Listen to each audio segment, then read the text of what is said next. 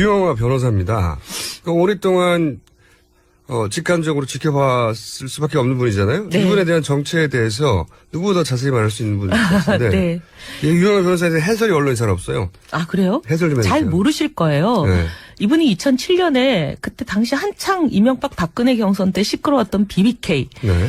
어떻게 보면 주인공이라고 할 수 있는 김경준 씨가 당시 미국의 감옥에 있었죠. 네. 근데 미국 감옥은 저도 그때 알았는데 그분을 감옥에 있는 재수를 만나러 가려면 변호사라야만 된대요. 네. 그 이분이 이제 홍문종 의원하고 둘이서 박근혜 대통령과 박동희 대통령이 이분들이 그분을 만나러 간 걸 알고 있었어요, 당시. 아. 박근혜 후보가.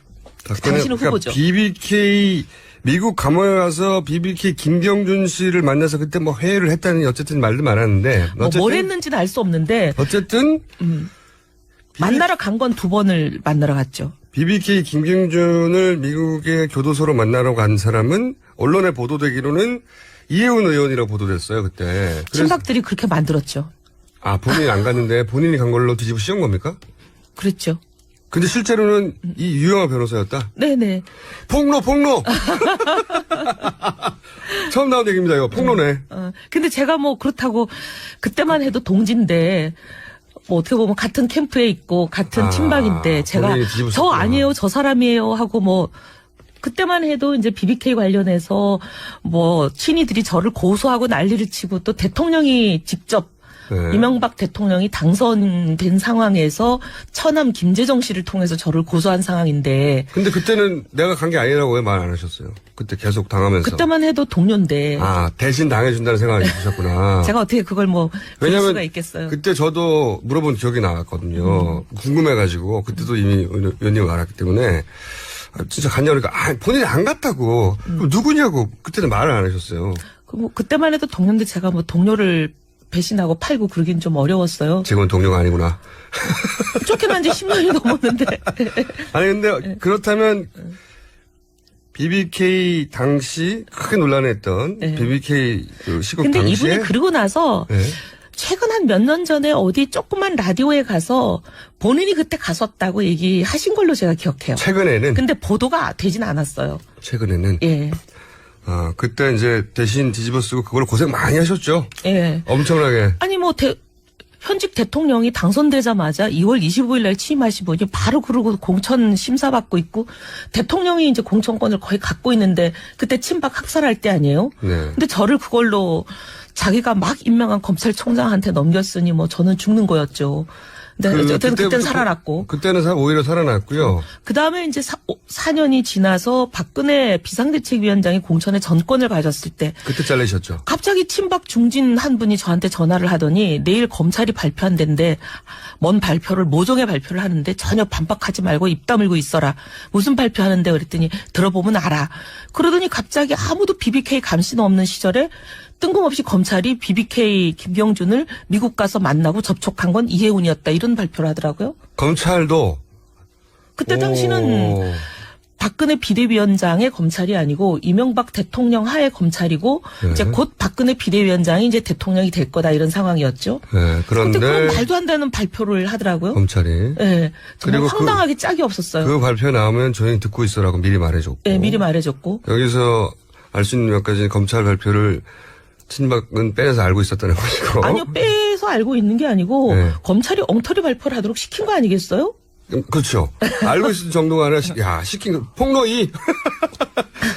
근데 사실 그렇게 되면 박근혜 대통령과 이명박 전 대통령 사이에 사실 교류도 있었다는 얘기잖아요. 이런 정보나. 그때만 하더라도 이미 이제 그 박근혜 대통령 이명박 후보 예비 후보 비슷한 이런 네. 이미 회동이 있었고 다 그런 게 정리된 상태 아니었었어요? 어쨌든 거기서 이제 이혜훈은 제거하는 걸로 정리가 된 거군요. 뭐 그건 모르겠는데 어쨌든 그래가지고 너무 어이없고 기가 막히고 그때 그랬었어요. 근는데도 뭐 왜 말을 안 하셨어요? 그럼 조용히 있으라고 그래서 조용히 있으셨어요? 아니요 그런 건 아니고 제가 이제 언론에는 다 전화해서 미국 감옥에 변호사 자격증이 없는 사람이 갈 수가 없다 확인해봐라. 그리고 내 출입국 기록을 확인해봐라. 그리고 허위사실 유포로 걸겠다. 제가 일일이 언론 대응을 했죠. 혼자? 네. 정말 힘들었어요. 네, 저기서는 검찰 발표로 공격하는데 혼자 이제 한 거죠. 네. 이렇게 저항했으나 아무 소용없고. 뭐 힘도 없으니까 뭐 안 되고. 예. 아무 소용없이 떠내려갔고 그때요. 그리고 이제 까마득히 떠내려갔다가 친박이 제 공천을 잘랐죠. 네. 저 끝으로 떠내려갔다가 혼자 헤엄쳐서 거슬러 올라온 분이에요. 왜냐하면 이분 지역구에다가 이분을 떨어뜨리려고 이현 의원을 조윤수 전 장관을 지금 문체부 장관이죠. 예, 그때 전 장관 신분으로 청와대에서 확 갔는데 혼자 헤엄쳐서 이긴 거예요. 예. 장하십니다. 아, 우리 서초구민들이 위대하신 거죠. 미리 알아보시고. 미리 알아보시고. 자, 유영아 변호사에 대해서 또 얘기하실 거 없습니까? 요 정도면 됐나, 1차로? 아니, 그리고 이제 굉장히 제가 굉장히 납득할 수 없었던 거는 총선 종합상황실장을 할 때 2012년에. 네. 군포에 세 번째 출마하시는 때였거든요. 두 번은 이미 낙선하셨고. 네. 군포에서 이제 세 번째 낙선하실 때예요. 네.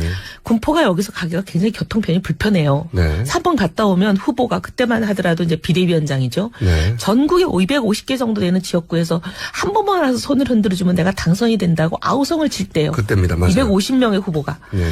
근데 본선은 13일밖에 없어요. 네. 근데 손수조 후보에게 거의 하루를 한 번을 갔다 오면 그렇죠. 우리 후보는 10시 이전에는 또 안 나오시는 분이니까. 그래요? 예. 그렇기 때문에 이제 부산에 한 번 갔다 오면 거의 하루가 다 날아가요. 근데 그래요. 손수조에게 여러 번을 갔기 때문에 이미 며칠이 다 날아갔어요. 상대편이 문재인. 예. 그러니까 저는 며칠 남아있지도 예. 않는데 군포에 갔다 오면 대여섯 시간이 왔다 갔다 왕복이 없어져요. 근데 이 군포에 유영아 후보 한 사람을 위해서 제 기억에 3번 이상 갔어요. 아, 다른 후보를 다 제끼고. 근데 왜냐면 제가 총선 종합상황실장이니까 후보의 동선을 짜잖아요. 네. 이 특정 후보를 위해서 너무 많은 시간을 할 수가 없으니까 좀 자제해달라고 몇 다른 후보 번을. 좀 가자. 예, 그리고 그럼 군포까지 이왕 시간을 들여서 갔으면 바로 옆 지역구인 시흥이 한 번도 안 갔거든요. 네. 거기는 굉장히 박빙의 차였기 때문에 한 번만 가서 이렇게 해주면 된다고. 그럼 간 김에 거기 5분만 좀 시간을 할애해달라고 여러 번 부탁드렸는데 시흥은 한 번도 안 갔어요. 근데 시흥 후보는 결국 됐어요. 되고 군포는 떨어졌죠. 이분은 여러 번 나오고 최근에도 나왔는데 마지막 이번 총선에 나왔는데 안 그래서 됐어요. 군포에 3번 계속 다 연속 떨어지고 나서 이제 아마 본인이 여기선 도저히 안 되겠다. 강남 벨트 소위 공천만 받으면 된다는 대로 옮겨야 되겠다 이렇게 판단을 하셨는지 이번에는 송파을에 네. 이제 하셨고 일설에 의하면 송파을에 이 후보를 공천 주기 위해서 송파을의 현역 의원이든 유일호 의원을 부총리로 모셨다는 여의도의 여의도 통신이 그렇게 얘기를 하고 있었죠. 네. 그래서 유일호 의원을 부총리로 보내고 여기를 이제 그렇게 할 정도로. 송파 공천을 주려고 했으나 이분이 8명의 지원자 중에 8등을 했어요, 여론조사에서. 근데 이제 그래서 무리하게 이분을 공천을 했죠. 8등 했는데. 8등 4.2%짜리를 공천을 했는데 김무성 의원이 이건 도저히 너무하다. 이런 공천은 내가 도저히. 거기서 이제 옥새 들고 나르새가 나오는 거고. 그래서 도저히 이 공천에는 내가 도장을 찍을 수 없다. 그러니까 도장을 안 찍는 바람에 결국 무의로 끝났죠. 마지막 3번은 본인 실력을 안 낸 거고 4번째는 도장을 찍어줄 분이 나르샤 가지고 안 된 기관 운명의 주인공이네요. 근데 이 정도까지도 계속 애정을 쏟았던 분이면 혹시 이분하고 최순실 씨하고 어떤 과거에? 그거는 잘 모르겠어요. 근데 문고리 3인방하고는 굉장히 특수관계가 매일 가깝고 그래요? 뭐 자주 술을 마시고 그런 건 알고 오케이. 폭로 3. 유용아 변호사하고 문고리 3인방은 친했다. 그것까지는 확실하다는 거죠. 최순실까지는 모르겠고. 그건 모르겠어요. 그건 모르겠고. 근데 이제 거기가 관문이니까 관문까지는 가신 분이네. 문고리 3인방까지는 친했다. 근데 저는 기사 그분이 3개 나왔어요. 근데 그분이 변론을 하는데 준비할 시간이 필요하다에 대해서 굉장히 놀랐어요. 지근거리에 있고 아주 가깝고 어떻게 보면 문고리 3인방급인데 거의 모든 거를 다 알고 있고 이 사건이 터지기 전 몇 달 전부터 이런 모든 일을 계속 같이 봐왔겠죠. 봐왔을 정도만이 아니라 계속 의논을 하고 있었을 텐데. 그럴 가능성이 높죠. 그 그룹 안에 코아 그룹 안에 들어있는 분인데 왜 몇 달 동안 준비하셨을 텐데 갑자기 오늘 준비할 시간이 필요한지. 기사도 검토해야 되고. 좀 놀랐어요. 인터넷이 안 되는 데 계셨던가. 예. 그래요. 그러니까 이분이 문고리 3인방과 굉장히 가깝고 술도 자주 마시고 그랬다고. 네. 네. 문고리 3인방하고 밥 먹고 술 먹는다는 얘기를 거의 만나기만 하면 하시는 분이니까요. 그래요. 기사 많이 나오네, 오늘. 자, 오늘 본의 아니게 유영아 변호사 특집이 됐습니다. 네. 하여튼 이분의 과거로부터 시작해가지고, 그 다음에 공직에 진출하였던 노력, 그 다음에 지금 문고리 3인방과의 밀접한 관계, 그리고 한 10년 전에 BBK 때 이혜원 의원으로 아직도 보도가 나와 있거든요. 그게 아니라 네. 저쪽, 김경준에게 다녀온 분은 이분이었다. 이분을 보호하려고 했네요. 네. 그리고 저는 어제 얘기 중에 대통령이기 이전에 여성으로서의 사생활 보호, 저는 이거 도무지 납득을 못하겠어요. 네. 해보세요, 계속. 예. 어떻게 납득을 저는 정말 기가 막힌 게, 그러면은 빌 클린턴 대통령이 탄핵까지 간 사건은 르빈스키와의 스캔들이었거든요. 예, 예. 그럼 미국 국민들은 그거야말로 깊숙한 사생활 아닌가요? 사생활이죠. 따지자면. 네, 대통령의 사생활이죠. 그럼 사생활 보호 왜 안 했죠? 저한테 화를 내시고 그래요. 그게 아니라 대통령에게는 24시간이 사생활이 없습니다. 그렇죠. 사생활 얘기하시려면 대통령직에 나오지 않는 거죠. 그리고 왜 굳이 여성의 사생활이라고 했는지 저는 그 의미를 잘 이해를 못하겠어요. 왜 아니, 그랬어요? 그러기도 하고 그 여성 부분은 좀 이따 말씀드리고요. 네. 대통령은 공직자 중에서도 그렇죠. 최고의 공직자고 24시간이 오픈돼 있어요. 국가 안보를 책임지고 계시는 국군의 통수권자이시기도 하시기 때문에 사생활이라는 건 없는 거예요. 그래서 연락이 안 되면 안 되는 겁니다. 네. 왜냐하면 잘 때도 전쟁이 날 수 있는 거거든요. 그럼요. 그렇기 때문에 24시간 그 보좌진들이 어디에 있고 어떤 상황인지 항상 알아야 되는 거거든요. 그래서 7시간 가지고 계속 얘기하는 거고요. 그리고 옛날에 우리가 이제 군에 있는, 사실 군 수장 중에 한 분, 제가 누구라고 이름을 얘기할 수는 없지만 그분이 성이 어떻게 돼요? 언론 찾아보면 별 몇 개였는데요? 별 4개죠. 네 근데 몇풀 없어요? 여기는 별. 네. 네. 근데 그분에 대해서도 그때 이제 북한에서 비상 상황이 났을 때 그분이 보고를 몇 분 정도 늦게 받았다. 지방에서 서울로 올라오는 KTX 안에 있어가지고 그분 말씀은 연결이 잘 안 돼서 전화 늦게 받았다. 그걸로 그분 문제 삼았었잖아요. 맞아요. 그런 상태로 연락이 조금만 늦게 돼도, 왜냐하면 비상 상황이라는 게 생기기 때문에 그렇죠. 그분 자리가 그냥 위태로웠잖아요. 최종 결정권자이기 때문에 국가적 자원을 어디에 동원해야 전쟁이 났어요. 그 굉장히 중요한 거예요. 근데 그게 7시간 동안 전쟁 나고 7시간 동안 국군 통수가 없어요. 그럼 어떻게 해? 말이 안 되는 때문에 거죠. 이 중요한 공직자들의 경우에는 사생활 얘기를 한다는 게 도무지 납득이 안 되고, 그다음에 저는 또 여성 문제를 좀 얘기를 하면, 여성으로서. 네.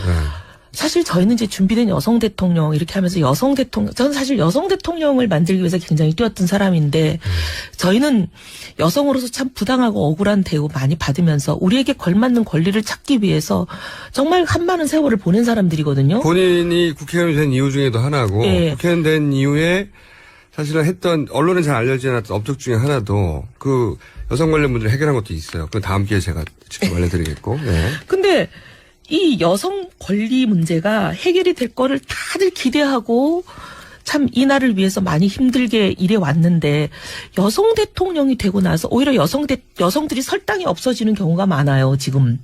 특히나 이런 말씀을 하시면 이제 누가 여성을 공직에 뽑겠으며 여성들이 직장에서 설 자리가 있겠어요?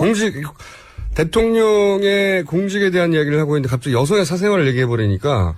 아니, 여성 사생활. 갑자기 황당해져요. 그럼 어느 직장에서 여성들을 일하라고 뽑겠어요? 여성들이 걸핏하면 무슨 문제가 생기면 여성 사생활 들고 나오면 어느 직장이 여성을 뽑겠습니까? 여성의 입장에 서보지 못한 사람으로서는 그 지점은 몰랐는데, 그 이야기를 듣는 순간 여성분들은 야, 저렇게 나오면 안 되지, 이렇게 생각하는 거군요. 당연하죠. 아니, 그리고 예를 들면 여성들의 경우에는 출산과 육아와 또 그다음에 시부모를 모시고 가정 내 복잡하고 어려운 일들이 굉장히 많지만 그 모든 사생활을 희생하면서 커리어 우먼으로 인정받고 책임을 다하기 위해서 정말 죽을 고생을 하는 거거든요. 근데 우리 대통령 죄송하지만 출산, 육아, 시부모 모시는 그런 고생 안 하시는 분인데 이런 말씀 하시면 어떡해요? 여성의 사생활. 네. 그 부분이, 여성들에게는 그 부분이 크게 자극이 되는 얘기였군요. 정말 여태까지 고생한 여성들 아마 이 자리에서 주저앉고 울고 싶을 거예요.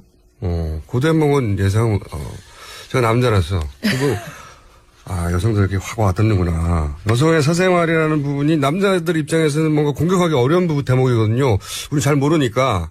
근데 이제 공직에 있는 분이 공직에 있는 동안의 일로 공격받는 걸 여성의 사생활로 방어하려고 하니까 여기서 화가 나는군요, 여성들은. 아니, 커리어 워먼인 모든 사람들